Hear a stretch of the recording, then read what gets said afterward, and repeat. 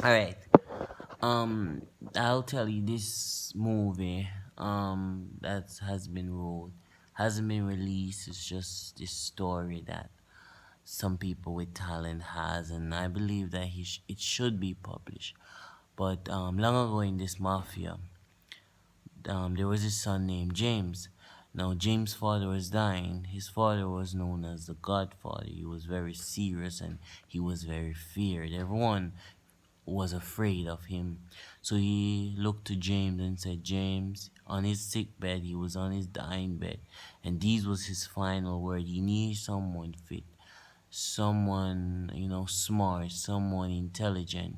Now this man got 12 sons. James was one of the 12. And James told him that he doesn't believe that he is ready to own this mafia gang. He ain't ready to run this family business.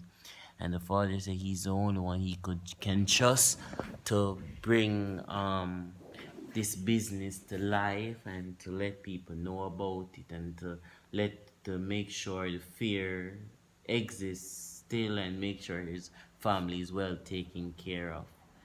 And but after the father died and James started running things, he started going into strip club, running the strip clubs, running hospitals, etc. So he rose to fame very fast. Everyone knew that he was in charge. So one night he went to one of the clubs he owned. This girl was looking at him and this other guy, and she said, "Is that him?" And the guy said, "Yes, that's him."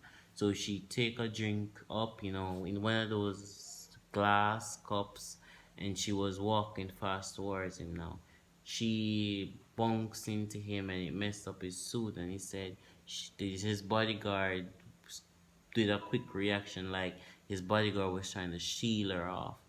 And he said, James said, it's alright, it's okay, it's okay. And he started wiping his suit off and looking in the girl eyes, smiling at her. And she keeps saying, I'm sorry, I didn't see you there. And he said, it's alright. So he said, what's your name? And she said, her name is Cassandra. So he said, Cassandra, nice to meet you. I'm James. And she starts smiling with him as if she was interested. And one of the man, his bodyguard, said, they have a meeting. They gotta go to meet with these other important people. So he said, when will you be here when I get back? And she said, sure. So he went there and they sat for hours and she waited. And he said, then when she was sitting by the bar, he touched her back and she turned around and saw him. And he said, would you like for me to buy your drink? And she said, nah, it's okay. I'm sorry about what happened. My apologies. I was a little clumsy. But to cut long story short, after that they started going out more. He started to bring her out on dates, and then finally he decided to introduce her to his family, show her that type of lifestyle. So he brought her to the mansion. Now the other brothers accepted her. They greet her with smile, caring, as if she was welcome. So she felt welcome. She felt, at peace. She felt a feeling of security. But she met all of his 10 brothers, but just one more brother she was supposed to meet.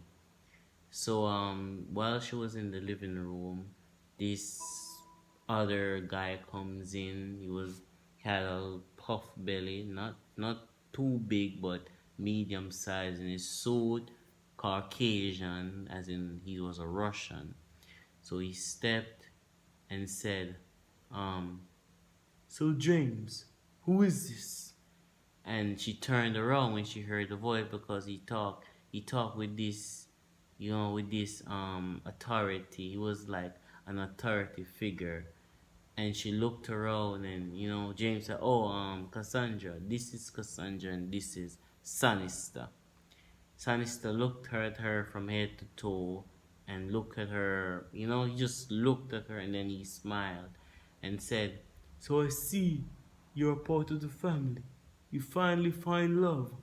And she looked at him and then she said, and she just smiled, and then James said, yes, I have feelings for this one. And he started like he's talking excited and stuff like that. And then Sanisa said, hold her hand and said, and kiss her hand and said, I hope I see you around, darling. I hope I get to see you even more. So she was intrigued. But she had this feeling about him that she can't explain. There was something about Sinister out of the other brothers, but to be continued.